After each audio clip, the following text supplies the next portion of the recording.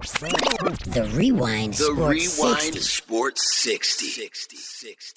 From the city of big shoulders, the jewel of the Midwest, comes a sports show that's one of a kind. From iconic players to iconic stadiums to iconic teams, this is my kind of town. Chicago! And the Rewind Sports 60 is my kind of show. From Air Jordan to Sweetness to Papa Bear Hallis, this city works hard, but plays even harder. Danny Carlino and Jerry Riles bring you the Rewind Sports 60. Live. The Rewind Sports 60 starts now.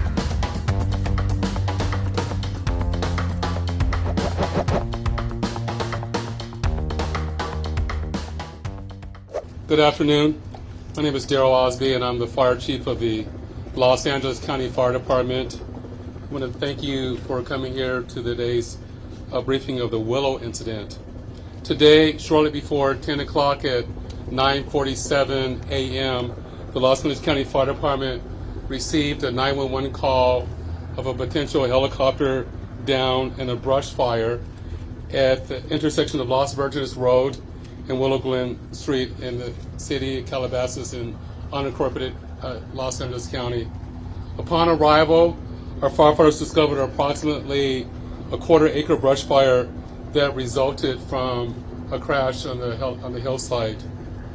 The Los Angeles County Fire Department initial response was 15 pieces of apparatus and 56 personnel that consisted of paramedics, engine company, heavy rescue, truck company, hand crews, and aircraft, and a chief officer to oversee the incident. Upon arrival during the incident and upon arrival of the Sheriff's Department, our two respective departments entered into unified command to handle this incident. Our firefighters on scene indicated that there was a debris field and steep terrain with a quarter-acre brush fire that was occurring at the time. Our firefighters hiked in to the accident site with their medical equipment and hose lines to extinguish the stubborn fire, as it included the brush fire, debris from a helicopter, and the fire also included magnesium, which is very hard for our firefighters to extinguish because magnesium reacts with oxygen and water. Right now putting on a show. A dominant start to this third quarter. And this is the largest lead of the game. There's James. Goes across the lane, lays it up, and lays it in. And there it is. He just became the third leading scorer in NBA history, passing Kobe Bryant. Another milestone for the great LeBron James. And the Laker fans well aware of it. A kid, when I was in high school, I was growing up through the ranks when Kobe came into the league. He was, it wasn't a dream of mine to come straight, from high school at that point in time to the NBA. But I was like, wow, a 17-year-old, 18-year-old kid being able to make that leap, that's pretty damn cool. And as I started playing more ball and I went into high school, the things that he was doing on the floor, I, admired and wanted to be a part of. I went to ABCD camp. And he came and talked to all the kids that was there, and I happened to be one of the kids that was there, and I was just listening. I was just trying to soak everything up I could, and I remember one thing that he said. He was like, if you want to try to be, great at it, or want to be one of the greats, you got to put the work in. There's no substitution to work. And I was a 15-year-old kid at that camp. You can actually find the footage of him at that camp. And then 2001, I believe I was playing in New Jersey, and the All-Star game, if I'm not mistaken, and y'all could correct me, was in Philly, right? Yeah, that Saturday, me and Maverick drove to the Intercontinental downtown Philadelphia, and he gave me a pair of his shoes, which I ended up wearing that following night. It was the red, white, and blue Kobe's. I was a 15, and he was a 14, and I wore them anyways. And I sat and just talked to him for a little bit. He gave me the shoes. I rocked them in the game. And it was the same night that we played Oak Hill against Melo. And then I saw what he was able to do the very next night, winning MVP here in Philly. That following night. As I got drafted, I still just admired him. You know, seeing what he was able to accomplish, winning championships, having, you know, being early in his career where, you know, he learned from the misses that he had against the series against Utah, and he just used that as motivation and got better and better and better to him winning multiple championships, and continued to admire him throughout my high school rank. Welcome, everyone, to another edition of the Rewind Sports 60. It's yours truly, Jerry Riles, along with our esteemed panel, Dan Marvelous Marver, the 17th letter of the alphabet, former NFL standout Quintin Demps, and, of course, the lovely and talented Comcast CN100 Sideline Reporter, very own Lauren Cox, on the fastest hour in sports conversation. And it's with heavy hearts that we deliver this show to you, our listening audience, on WCPT 820 AM, the Rewind Sports 60. I'm sure you've heard the news, whether it's on social media, the network news, the national news. The NBA world has lost an icon, a beloved figure, and truly a great human being. Kobe Bryant perished in a helicopter crash earlier today in California. He died at the age of 41. Also, his daughter, Gianna, 13 years of age, was in the helicopter along with him. She perished. And it is, it's just devastating news. It is heartbreaking, and it's unbelievable. It's unreal. We're joined by our team, the marvelous one, Quintin Demps and Lauren Cox. And if you want to join in, we'd love to hear your response, your reaction to the passing of Kobe Bryant. Our number here is 773-763-9278, 773-763-WCPT. And Marvelous, I'd like to start with you and get your reaction. We will be joined by Dr. Lloyd Walton. He is an NBA analyst that joins us regularly on the Rewind Sports 60. He's also NBA Players Association life coach and counselor. He'll be joining us to reflect on the life and career of Kobe Bryant. Marvelous, your reaction when you heard of the news? Well, obviously, it's quite a shock. And, I mean, in my time, he was one of the most amazing players, other than people that played in Chicago, of course. But I will quote Michael Jordan for you, if that's okay. He says, "I am in shock over the tragic news of Kobe's and Gianna's passing. Words can't describe the pain I'm feeling. I loved Kobe. He was like a little brother to me. We used to talk often. I will miss those conversations very much. He was a fierce competitor, one of the greats of the game, and a creative force. Kobe was also an amazing dad who loved his family deeply and took great pride in his daughter's love for the game of basketball. Yvette joins me in sending my deepest condolences to Vanessa, the Lakers organization, and basketball fans around the world." I think that says it all. I mean, obviously, Michael got a lot of gravitas, and I have some other quotes from other people, but I thought that was the one we should start off with. There's no question about it. 20 years in the National Basketball Association, 17-time All-Star, 5-time NBA champion, 2-time MVP, 2-time Olympian. Kobe Bryant definitely left a mark on the NBA and began to make a mark in this world, of course, with what he has done off the court regarding homelessness and helping the underprivileged, but also not only in our country, the United States, but overseas as well. Quintin Demps joining us, former NFL star, a part of the program. Your thoughts, your reflections on when you heard the news of Kobe Bryant and his daughter passing. I got a text, man, and like anything nowadays, I didn't believe it. You know, I was like, yeah, let me go check and see. You know, and sure enough, man, it's true. And I'm just kind of like at a loss for words, to be for real. You know, it's like you think about him as a basketball player, but he was also a good man too. Yeah, you know? You think about his daughters, man. His daughter's on the plane too. That just really hit home too. Like, dang. Yeah. You know, it's just. Had you had an opportunity to ever meet Kobe? No, I never met him, but I saw him play, but I never met him. Sure, I had a chance to meet him a couple times during the latter part of his career.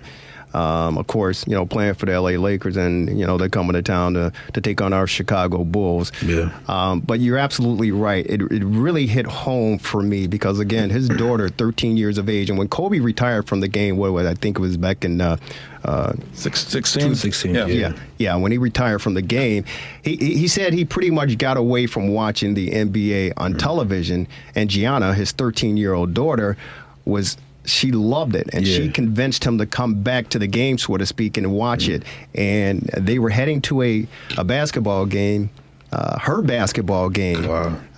And that's why they were taking a helicopter ride along with 8 other people or 7 other people. 9 total perished in the crash there, but they were on their way to her basketball game because she loved the game. She was good too. Right? She was very good. Yeah. And at one particular time, the story was told that she and Kobe were walking down the street, and fans said, "Hey, Kobe, you're gonna have to have a son because he has all daughters. You're gonna have to have a son so you can keep your legacy going." And Gianna, known as Gigi, said, "No. I got this." Right. So her game was very, very high level. Yeah. And she wanted to carry the baton as far as basketball play was concerned regarding that family. And it like you said, it just totally hits home. And any of you out there who have, a daughter or a son, you know what it takes to, travel. Whether they're playing basketball, whether they're playing football. My daughters were both in gymnastics, and so you become that dad, that gymnastics dad, that basketball dad, or whatever. And that's what Kobe embraced regarding his daughter, Gianna, who was an exceptional basketball player. Lauren, your reaction when you had an opportunity to find out? Because when I found out, I was actually watching the Farmers Insurance Open with Tiger Woods, and he had just completed the second hole. And I got a text from a friend of mine, and it was TMZ that broke the story. And I said in caps, all caps, "What?" Because I didn't believe it. I couldn't believe it. That didn't make any sense to me. And of course, it was a reality. Absolutely. It's incredibly tragic, specifically thinking about what LeBron did yesterday. And that's why my mom was the person who called me and told me about it. And I was just like, this cannot be happening because he was just being celebrated yesterday. And when LeBron passed him yesterday for the all-time scoring list, he spoke so passionately about Kobe.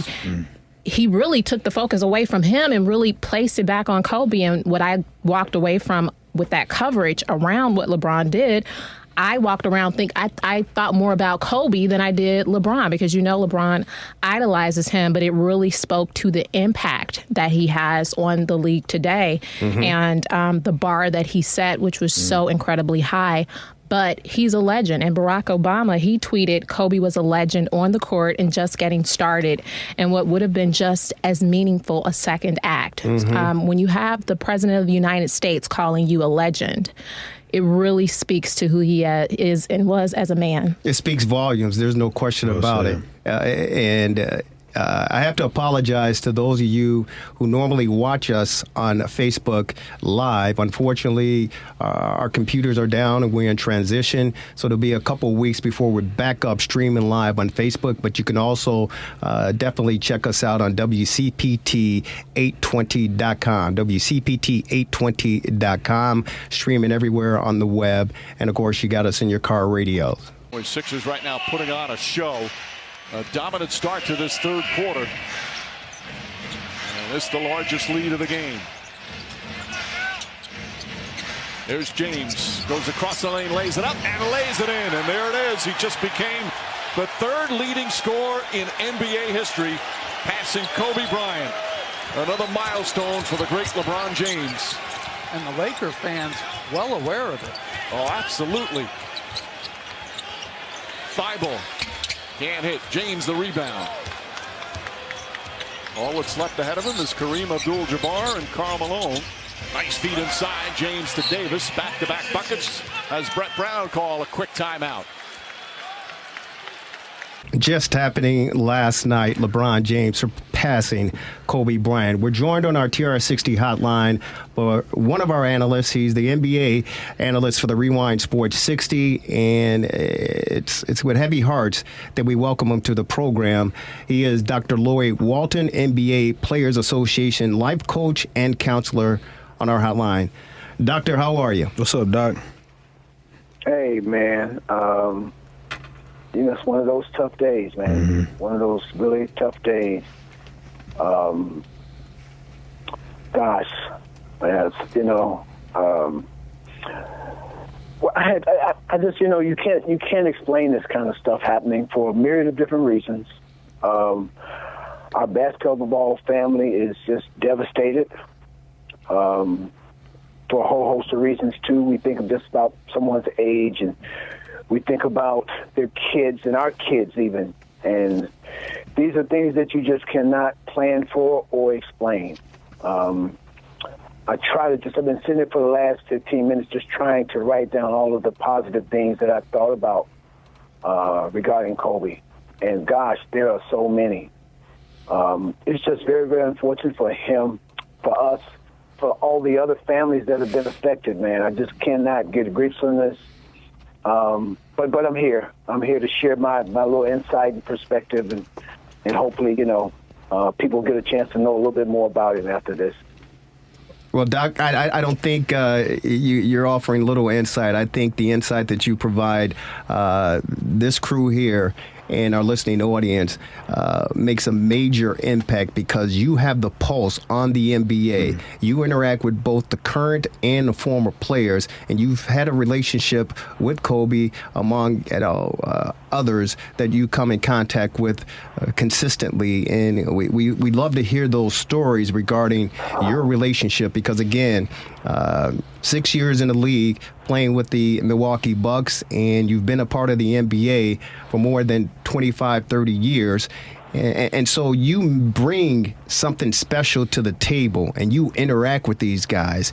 And again, overwhelmingly, this has hit the entire, not just the country, but the world, not just the NBA family, right, but it has affected the entire world. And that tells you and shows you the magnitude that Kobe Bryant brought not only on the court, but to the masses. Absolutely. Absolutely. I was thinking about Kobe. I was thinking about just, all of us who have played sports. And I worked directly for Michael at one point in time. It's hard for me to believe anybody has been more competitive than those two guys, seriously. I can see that. I can see that. You know what I'm saying? The competition. One of the things that I say, Q, all the time is like, why don't other guys compete in the dunk contest? Why don't they compete in the three-point shooting contest? Because you had a guy like Kobe, a guy like Michael competing in those events because they love the competition. It wasn't about winning every time because we all know, we all been athletes. So we just wanted to compete, that love for that competition. And we don't find that every day anymore. Yeah. How these guys inspire other people around the globe, right, to even play basketball. And here's a funny thing I want to share. Maybe you'll really understand this or like this, Q, is that I thought Kobe was one of the most selfish players on the court you'd ever want to meet. But here's the caveat, though. But he was one of the most selfless players off the court. I cannot tell you right now today how many players right now in the league that he's mentoring. Yeah. There's well over 20 guys that he talks to on a regular basis about their game and how to get better. So that speaks volumes about him as a person. I think about, I can't think of the kid's name that joined the Lakers, and Kobe felt like his game wasn't what he wanted to be. That's Kobe, that is. And he told this guy, show up tomorrow, man. I want you here 2 hours before practice because I want to work on my game. So, of course, the young guy shows up. Well, for the next 2 hours, the kid, Kobe makes the kid guard him. He had to guard him. He wouldn't let the kid play any offense at all, just guard defense. Him for two. That's genius. Yes, for 2 straight hours, man. That's genius. Yeah, He probably light him up, too. He probably lighting him up, too. Yeah, absolutely. You know what I'm saying? Yeah. Giving them the blues, man. Then you think about, my responsibility in a nutshell is helping players prepare for life after the game. Right. Right? that's ultimately what I do. He was the epitome of what we want our players to do in preparing for life after the game. Within 2 years, he wins the damn Oscar. Yeah. Who the hell does that, man? Yeah. You know, I was told that he left that 2 days after his retirement, he was at his business office at 8 o'clock in the morning, working on the next thing. You know, this man. Yeah, I don't think nobody outworked him. Well, that's the thing. No. That's the thing. He as you stated, and we're on with Dr. Lloyd Walton. He's current NBA Players Association life coach and counselor in the association, and he joins us on our TRS60 hotline to reflect on the life and the career of the great late Kobe Bryant, who passed earlier today in a tragic helicopter accident in California, along with his daughter and 7 others.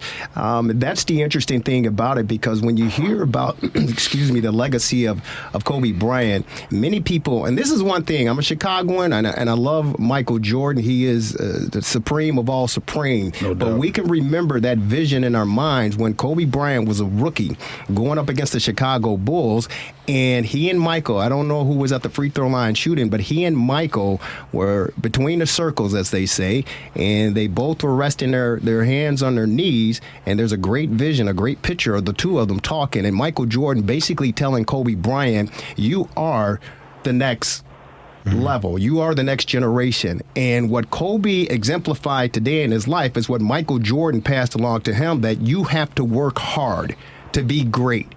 You have it. The accolades can come your way, but you have to put the work in. And Kobe Bryant, as we all know, modeled his career after Michael Jordan, and we see it landed him, prior to LeBron surpassing him, the 3rd all-time leading scorer in the National Basketball Association. But the one thing that some people say is that Kobe Bryant, like you said, Doc, once he left the court, he took that mentality to the streets, literally, and to the youth and the homeless. Yeah. And like you said, he reaches out to even current players to let them know how they can get better.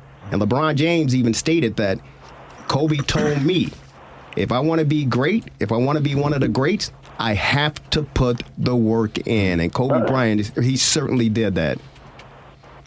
Well, you're going to, over the next whatever, we're going to hear about so many different stories about so many different players presently and past that he impacted their life in terms of their work ethic, which we know, Q, if you don't have it, seriously, even if you have talent and you don't have that work ethic, you're not going to be around very long. That work ethic has to be there. But you think about this guy, he was so well-rounded. He spoke 4 languages. I don't know if you guys Did he really? heard the Yeah. story. Wow. He spoke 4 languages. Wow. So check this out. 2 weeks ago, crazy. Dallas is playing in Los Angeles. And so Luka Doncic is taking the ball out under the basket, and Kobe's sitting behind him. And all of a sudden, Luka turns around like shocked. And you know the reason why he turned around shocked? Not because just Kobe was there, but Kobe was speaking Slovenia, trash talking him. That's crazy. That is crazy. You talk, come on, man. This guy grew up in Italy, right? Learning different languages, being exposed to different kind of cultures. So he came into this league, man, as a different kind of guy. Different mentality, man. That mindset, it's that mindset they have. Right, about life and what have you. Yeah. So I don't know if you guys had this, Q, but we had what we call a team awareness meeting, where every team has to participate, have to show up for the meeting. And in my case, I go in and I give this talk on preparing for life after basketball and why you're playing and things like that. If you don't show up, you get fined $25,000. Okay, now I've been doing this for 21 years, so early on that was a lot of money. Yeah. Well, after year 7, Kobe said, "I'm not coming anymore. I got this," and he proved it. He just said, "Take the $25 fine. I got this, man. Every year. I'm already prepared and ready to go." Every year, he would come by the room. "What's up?" I'm like, "What's up? See you later," and he'd go on with his life. Yo, so I kind of been like in the tunnel vision mode So can somebody paint the picture of what happened? So LeBron broke the record in LA? And Kobe was there? Yeah. No. Oh, No. shit. No. He tweeted. Philadelphia. Okay, it's in Philadelphia. The Lakers played. But Kobe wasn't there though. And he was. No. He's from Philly, right? He's from Philly, Yeah. so that's what. that's the first okay. place LeBron met him. And Oh, that's dope. LeBron reflected on meeting Kobe when LeBron was 14 or 15 And he gave years him of his age. shoes And he Kobe gave LeBron his shoes in Philadelphia. That's crazy. So he said it was all surreal. Yeah, I knew it Yes. was something. that this happened, Lauren. Wow. Doc, and now the fans are at Staples Center, and they said it's thousands of fans out there memorializing him. Talk a bit about his impact with the fans and the LA Laker organization. You know what? I think that, gosh, man, I don't know if we can just see it when it comes, that we recognize greatness, or is it over the period of time that progressively we begin to see what greatness really looks like and how they prepare and how they come to work? Mm-hmm. But obviously, this totally impacted the Los Angeles area. Absolutely. And I heard Kobe just speaking, this was last week, talking about how frustrated he was. Can you imagine, an 18-year-old kid, and he wasn't even playing his first year in college. First year in the league. Mm-hmm. Bill Harris was the coach, and he wasn't playing about 18 minutes a game. Right. And he was pissed every game, like, I'm better than these guys. I can help this team win, right? And, people began to hear that. But what they began to see was he was telling the truth. One, by his work ethic. That meant he was getting there 3 hours before they were even supposed to be there, putting in the work, right? Then going through practice, staying after practice. It got to the point that he would have 3 practices even on game day, because that's when he started taking the helicopter, because there was so much traffic, as everybody knows who's been in Los Angeles. This traffic was like crazy, and he was in Calabasas, so it could easily take you 2 hours. So he was coming in, getting that work done, staying in a hotel in midday, then coming back to work again. Wow. That was the kind of work ethic that he put out, and people began to see it and believe it, because statistically and the way he played and elevated his teammates, I think that's the true essence of greatness, how you elevate everybody around you. That's what he did. You got regular, everyday guys who were playing above and beyond their capability, their skill set, and they were winning championships. Hey, Lloyd. Do that. Hey, Lloyd, this is Dan. You're absolutely correct. People forget that he came straight out of high school to play in the pro league too. And the greatest comment I think that we can hear is from Irvin Johnson. He says, "My friend, a legend, husband, father, son, brother, Oscar winner, and greatest Laker of all time is gone. It's hard to accept Kobe was a leader of our game. It's hard to accept Kobe was a leader of our game, a mentor to both male and female players. He gave his knowledge, time, and talent, and tutored so many at the youth level, collegiate level, NBA and WNBA players. Words can't express the impact that he had on the game of basketball. I know basketball fans all over the world will miss him, especially the city of Los Angeles." That's from Magic. Hey, man, well said. That's all I can say. Well said, man. I thought the world of him. And I'll be honest with you. You guys remember this? Remember when he was so upset that they weren't even in the playoffs that the Lakers are, that he said he wanted to leave? And, in fact, he was thinking about, in fact, this is a true story. He actually came to Chicago looking for a house. Right. Okay? Right. And it never happened. That's how close they came to getting Kobe, in Chicago. But this guy wanted to come here just because he wanted to win. Right. And I don't know today, I'm around players, and I think players do what they have to do. They do what they think they need to do. But the game that you want to leave it as a winner. You want to know everybody to know that I give you everything that I got every night that I go out there on the floor. And I know, and I'm just speaking honestly, everybody can't say that.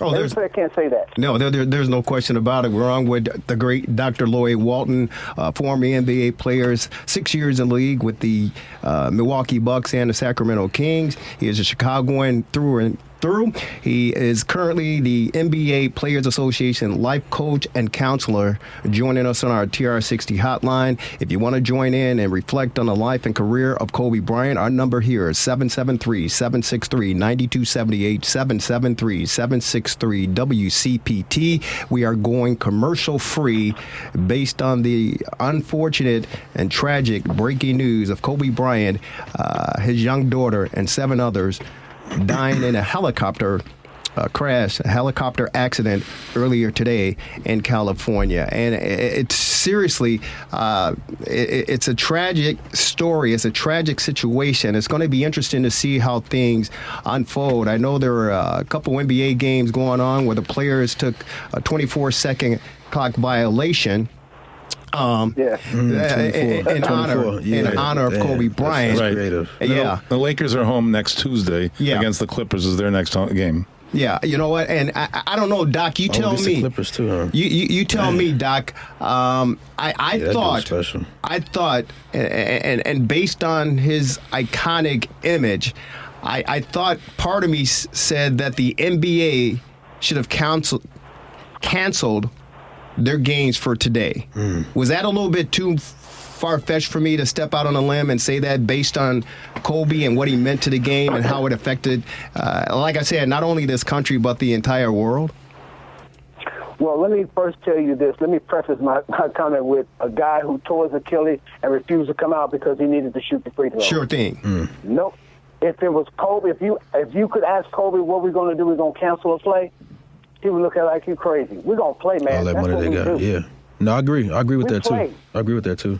You know what I'm saying? Yeah. There's so many guys do so many things that we maybe question you about, whether you really love this game or not.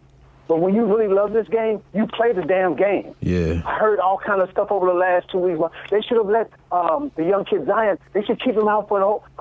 He's a basketball player. You play the game. Yeah. Now, once the injury takes place and you get healed, you got to play. You got to play. I don't understand that, but to answer your question, Jerry, he would say, play the damn game, man. Let's get it on. Let's toss it up. Let's go. Yeah, he would. Let's go compete. Okay. He probably wouldn't even want one. He'd probably be like, yeah, y'all go play y'all's game. Okay. That's true. That's a good point, too. So, Doc, let me ask you again. You are currently with the Players Association, and you deal with these players on and off the court, current and former players. Part of your job is to help these players transition back into the real world. With the players that you interact with and you engage with, how do you counsel them because it's a fraternity. The NBA, like all the other sports, it's a fraternity, and everybody knows each other. Dwayne Wade, when he found out, he tweeted, he said, "No, God, no." I mean, these are brothers. With your role and your responsibility regarding, the league, what is your approach? What's your next step in trying to ease these young guys and some of these former players, into the next phase as far as the league is concerned? Look, I'm just like everybody else. I'm dealing with this in my own way. As I told you before when I started, I sat down and wrote all the good things I thought about Kobe and remembered. I'm not a psychologist, I'm not a therapist, I don't claim to be like that. But just in terms of conversations about how he impacted the game of basketball, I have a lot to contribute and thoughts about that. I would do that with any player, former or present-day player. And I think that every team is equipped with a chaplain and therapist that they would have to, certainly sit down and talk with. Now, I don't know. I think you do what you ordinarily do, and that's go play the damn game. If you need someone to talk to, each respective team can supply that kind of individual for you. But me personally, I'm open to having a conversation with everybody. But honestly, I needed to have a conversation. Okay. I was on my way to spend some time with a good friend of mine, and I had to pull over. And after I pulled over and got myself together, I went in and we sat down and we talked about it. But it's very, very difficult for somebody who's given so much of himself to a game. And I imagine it's just the same, particularly for those young men and women who he's mentoring now. For them to be like, this guy, I could lean on this guy. I could call this guy. I could text him. Now, who am I going to call and who am I going to text? Sure. So it's going to be tough for a number of people, man. I just, I pray for them. But, my prayers are with Vanessa, the rest of those kids, and the other 8 families that the daughter got too, to deal with this, man. You know what? And, man, please. I'm glad you said that. And we all here have families. We all here have kids. And Lauren, being a lone female in this group, you're a mom. And that's one of the first things that I thought about was Vanessa. Definitely. And they just had a newborn, I believe, in June. Capri. And some folks said, God bless the family in that regard, because maybe if they didn't have the newborn, maybe Vanessa is on that flight, on that helicopter as well, going to the game. Your thoughts, being a mom, and God forbid, that any of us, have to experience something like this. And again, our prayers and condolences go out to the family, and we're certainly with Kobe and Gianna. But as a mom, as a parent, how does that hit home for you and reflect as far as, trying to get through a difficult situation? Sure. I mean, I just cannot imagine what Vanessa is going through right now because, in addition to losing her husband, she loses a child, which is, one thing that a parent could never imagine. So, people, of course, are going to reach out to her and support her and be there for her. And when she thinks, and when she has those moments where she is alone, she really will have to think about his legacy and, what he's done for the world. He's international. This is international news, and kind of use that as comfort to kind of get her through these moments, which, nobody would ever imagine that something like this would have to happen to you, where you lose a husband and a child. She's really going to have to lean on her faith. Sure. And those memories of Kobe and the strength and the type of person he was, and really carry on in a way in which he would want her to carry on and to be that mother for those other two, I believe, surviving children who did survive, and will have to make sense of this and heal and really honor their father's legacy. Yeah, and you know what? The one thing that we've learned about this, and again, I stated earlier that this is a fraternity.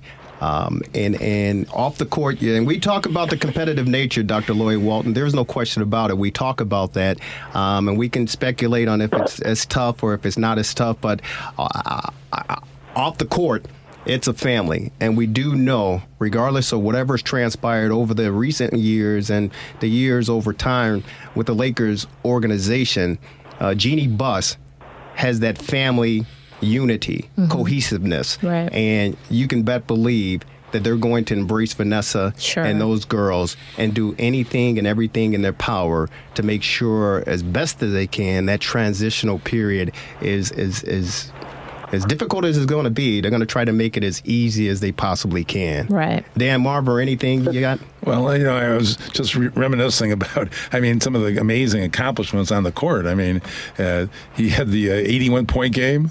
And he had, in his final game, after he was, supposedly at the end of his career, he scored 60 in his final game. Right. And if you just look at him in a close game, you knew he was going to do it. It was just an amazing thing. Just you could see in his face that they were going to win the game. He was just an amazing basketball player. Yeah. Q? I think I was watching Letterman, an interview he did with Letterman. They talked about him fighting Shaq or something like that. Yeah. I was watching that just on a random day. Dang, you got to be one crazy mug to run up on Shaq, man. You got to be crazy to run up on Shaq, man. The locker room, man, that big boy, man, hey, leave him alone, man. He crazy. This boy ran up on Shaq, man. That just says Mamba, real talk. Yeah, Mamba. Hey, Mamba, Doctor, any closing comments, any closing thoughts, again, on the life and times of the great late Kobe Bryant? Yeah, I just want to share two real quick with Dan talking about Kobe scoring 60 in his last game. The irony in that is that people always said he shot too much, but the last quarter, the last 12 minutes, everybody was screaming every time he touched the ball, shoot, shoot, shoot, shoot. And wow. that was the antithesis of how people wanted him to play prior to that. Yeah. The last thing I want to say to Lauren, Q, Dan, Jerry, no one knows that day and that hour. Yeah. Hug and kiss your kids, because we just don't know. Well Thanks, said. guys. Real talk. Yeah. Thank you. You're absolutely right, and thank you. We love you, brother, and always a pleasure. I love you being a part of the Rewind Sports 60, and I'm looking forward to a long, prosperous, not only partnership as far as what we do, but a friendship as well, my good man. Keep up the good work, and certainly be talking with you moving forward. Appreciate you, Doc. Absolutely. Safe travels. Take care, everybody. All right, man. He's the best in the business, ladies and gentlemen. Dr. Lloyd Walton, 6th-year former NBA veteran, National Basketball Association, currently with the Players Association. joining us on our TRS60 hotline to reflect on the life and times of the great late Kobe Bryant, who passed away earlier today in a tragic helicopter accident out in California. We go back out to our TR60 hotline, and he is a longtime NBA expert, beat writer for your Chicago Bulls, ChicagoBulls.com. Joining us on our TR60 hotline, he is one Sam Smith. Sam, how are you? Thank you for taking some time out to join us on this dark, disappointing, dismal day in the world of sports. Yeah, it's absolutely tough day for everyone in the NBA, especially in the wake as well of the passing of David Stern. Yes. It really very difficult 1-2 punch, and then especially tragic way Kobe passed. So it is tough for everybody, and not only NBA but sports, because he had really, it was kind of interesting the way he has evolved into such a regarded figure, whereas during his career, and it's understandable, everybody goes through that, but, there was so much ambivalence at different times, and, the way he sort of evolved afterward to become virtually a mentor to so many of these young players, and so it's, and then of course, the family elements too. It's a terrible thing. Yeah, Sam, you've been covering the league for quite some time, and of course, you remember when Kobe Bryant broke into the league, and we talked about it earlier in our broadcast here regarding that image, that vision when the Bulls and the Lakers played each other, Kobe's rookie season, and he and Michael Jordan are side by side, resting their hands on their knees, and Michael Jordan is talking to Kobe, and it's alleged that he said, "Hey, you're the next generation. You're the next leader of this league. But if you want to be one of the great ones, similar to what Kobe passed along with LeBron, you've got to really, really work hard." What were your thoughts and your reflections on that image? Well, let me tell you, I actually knew Kobe very well, and the one thing we'd hear around the NBA and especially in Chicago, with who's going to be the next Michael Jordan. Mm-hmm. There was always sports is always looking for a messiah, next great, and that debate has gone on, continues. Is it LeBron? Is it the next whatever? And nobody really mimicked Michael more than Kobe, if you remember, literally the way he walked and the way he talked sometimes. And that was an indicator of not only the competitor, which is much, discussed, and how, on the one hand, how much he admired Michael, but the second, and on the other hand, as much like Michael, he wanted to knock him off that pedestal. I remember a classic. This was Michael. Kobe was still playing, and Michael had retired. And Phil Jackson. They were really, in years past, weren't close because they were competitors. And Kobe was so much younger. And so Phil Jackson was coaching the Lakers still, and got Michael together in the suite. They were in L.A. and it invited Jerry West and Kobe and Phil, and they're sitting in the suite. And Kobe challenged Michael to a game. Said, "I'll take you out there on the court right now, and I'll kick your ass." And that was sort of the playful kind of thing, but serious as well. That that both an admiration, how much he admired Michael, but at the same time, how much he challenged him. And that was the great nature of Kobe, and some misunderstood too because of that striving, to really be great.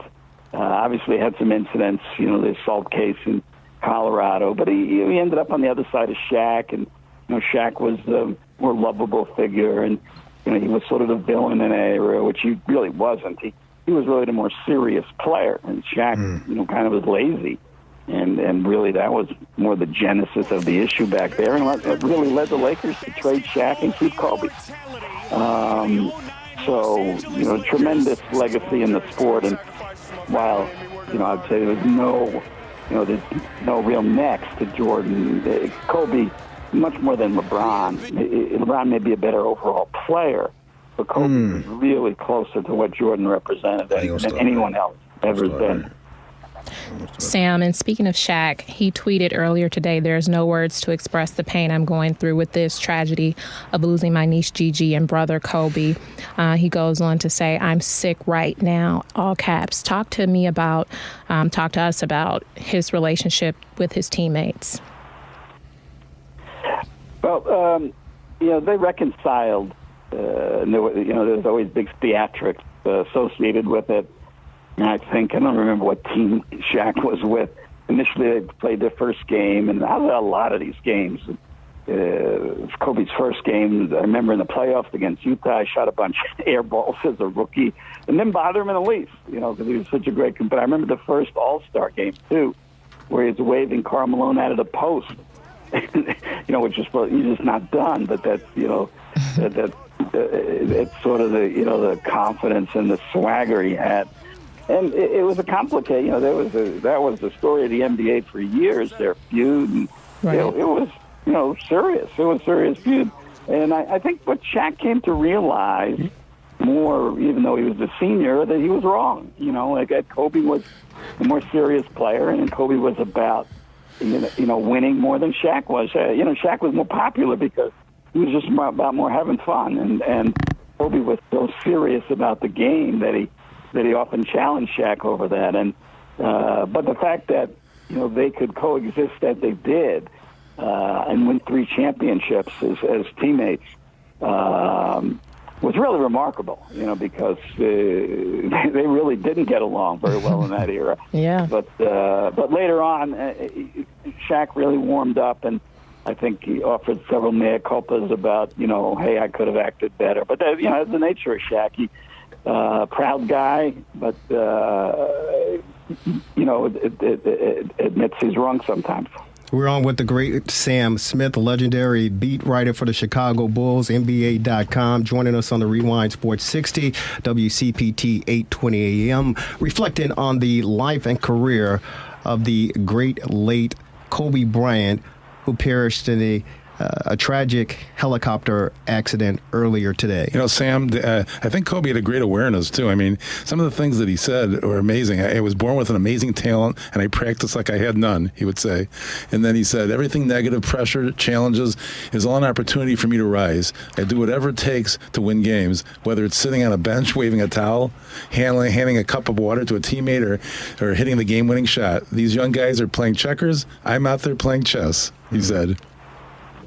Yeah, well, certainly, tremendously confident and very driven. The story is, grew up in Italy. Father was a former NBA player, pretty good, player, Jelly Bean Joe Bryant, and so grew up really sheltered, in a foreign language place. I think he just had a sister. Kobe, on physical talent, should not have been nearly as good as he was, and I think what that demonstrated, because he didn't. You would we would see Michael, he'd have one hand and he'd push that ball out to an opponent and pull it back. And Kobe couldn't do that. He didn't have very big hands, which is unusual for a great player. And while he had, decent size and good athleticism, it wasn't extraordinary comparative, with even Jordan. And that's just how driven he was, and probably too much to an extent. And early on, it alienated him, from his teammates a lot because he was more driven, probably almost at an unhealthy level. Yeah, what's the reason he went from 8 to 24? That's what made him the player. He wouldn't have been that level player, just working out, 4-6 hours a day or whatever, like everyone else. He had to be literally, I don't know how many guys I've heard on every team I've covered. There's always 10 guys who are the last one to leave the gym. And so they must all be running out at the same time. But Kobe always was that guy, and really driving himself, to somebody who didn't suffer fools very well. Fools meaning, people who are sort of live normal lives about, playing the game. So, but that, that fit him. That's not only who he was, but what he wanted. Hey, Sam. And, Sam, you know, obviously we're aware of the unfortunate setback that Kobe had. The blemish that he had in his career. I think halfway through. Do you think that setback elevated him mentally as well as physically to really focus and concentrate on being the best? We know what he came into the league with, and we knew he had the talent, but it seemed like after everything subsided regarding that negative blemish on his resume, so to speak, he took his game to another level. And I thought that he really started to model himself and study Michael Jordan to a T. Do you think that setback helped elevate his game to even a higher level of being great the way that he was? Well, I don't know. You know, he was accused of sexual assault. It was a serious charge. We don't know. You know, the case ended up being settled out of court, and so we don't know what he did and it didn't do. I certainly wouldn't dismiss the accusations of the person who charged him. We don't know either side. Look, he was seriously facing, a long time imprisonment at the time. Yeah. And that case was a serious case, and as we've seen, many in recent years. So that was a setback. I don't want to minimize that. I saw him after that, not personally, but I went to Hawaii that first year when he came back after the settlement, I think it was. I can't remember. The Lakers had training camp. The Lakers used to have training camp every other year in Hawaii because it was part of their TV market. He used to go down there for advertisers and things. And his first training camp after, I think, the settlement was in Hawaii there. And he was separated from everybody. He was obviously, it was a major story. It was way beyond sports. All the national news magazines and TV was there, and he was really under siege and it was a difficult. What was really amazing was the way he came back while that was going on, and he'd appear in court and then he'd come to a Laker game, and he'd have these extraordinary games. And what I was amazed by was the way he could separate. He was able to separate his private life from his sports life, and I think it was just his in later years. I think what happened was, and actually I spent some time with him after that. He made sort of a mea culpa tour, and he had called. I didn't know him really well. I'd covered him a lot of years, but wasn't close off the court or anything. But out of the blue, he called and wanted to get together when he was coming to Chicago. And he did this in some other cities with some selected, media people, and just wanted to say, hey, this is who I really am, and, give me another chance. And I think that's sort of really when he began to change and open up to the public more, realizing that it all could have been taken away from him by his own doing or whatever occurred. We don't really, I don't know, and I never spoke with him about it, nor was it my place ever to. But, as he matured, like Michael, Michael came back in the mid-'90s, and he wasn't physically anywhere near the player he was before. Athletically, he didn't have the explosion, but he was a dominant player, and that's Kobe, that experience and that knowledge. That's what Kobe had used later in his career to dominate people who are so much physically more gifted than him, as they were with Jordan in the late 90s there. You know what? Hey, Sam, we can definitely always talk with you and love to sit back and, as they say, throw a log on a fire and just reminisce and just talk shop. We're short on time, and we appreciate you taking some time out again on this disappointing, dark day here in the world of sports. Is there anything you'd like to leave us with regarding Kobe Bryant and his life and, again, his career? Not really.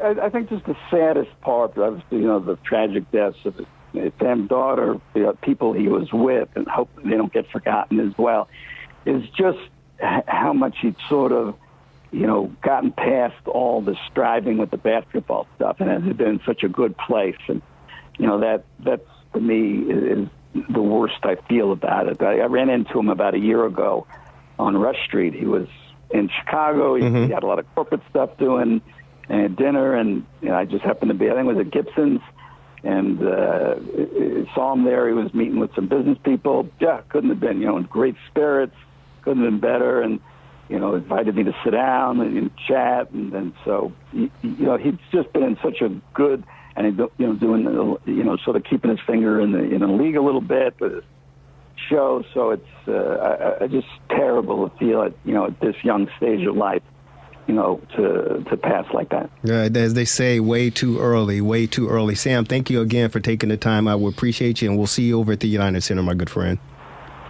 Okay. Have a good evening. Thank you. Take care. Sam Smith, Chicago Bulls beat writer, NBA.com. Following the league for many, many years, reflecting on Kobe Bryant, the passing of Kobe Bryant. It is the fastest hour in sports conversation. We appreciate all of you taking time out to listen to our broadcast. If you miss any portion of it, you can definitely go to WCPT 820 AM. Check us out on SoundCloud. It'll also be posted on our website, therewindsport60.com. Before we're out of here, any closing thoughts? Lauren, we'll start with you. Just, my sincere condolences to Brian's wife, Vanessa. There are 3 daughters, Natalia, 17, Bianca, 3, and the newborn, not newborn, but 7-month-old Capri, as well as the families of the other 2, the other 3 people who was on that plane with them as well. And it just really speaks to, how fragile life is. And, we all want to have a legacy and leave something behind. And tragic events like this just really put things in perspective in terms of count your blessings and really live life to the fullest, because Kobe did do that. And, he was on the second act of his life and was still performing at a high level as well. So condolences to Kobe and all of the families involved. Quintin Demps, your thoughts? Yeah, I just think, man, as much as we grieve, we got to stay encouraged as well. We got to find a way to let this kind of like motivate us, like Lauren said, stay grateful and always just remain in a place of, just gratitude that you got today. We got this breath we got right now. And, rest in peace, Kobe. It's his daughter too as well. Just like condolences out to his family. I know it's tough for them. Dan, Marvelous Marver. I'll just echo what my associates here have said. There's nothing more to say. It's a sad thing, of course, and we'll just have to live with his memories now. Yeah. On behalf of Dan, Marvelous Marver, the 17th letter of the alphabet Q, Quintin Demps, the former NFL star, and of course, the beautiful and talented Comcast CN100 Sideline Reporter Lauren Cox, and of course our producer Devin Tingle. I want to say thanks to our guest, Dr. Lloyd Walton, our NBA analyst, joining us, and the great Sam Smith, NBA.com, Chicago Bulls beat writer. It's been another edition of the Rewind Sports 60. Folks, have a pleasant evening, and we'll talk to you next Sunday right here at WCPT 820 AM, Chicago. This is the next one. I wanna be if I could be like Kobe. Bryant across the timeline. Spins around Anderson. One more to go. A ruthless way to put it, but we absolutely want to cut their hearts out.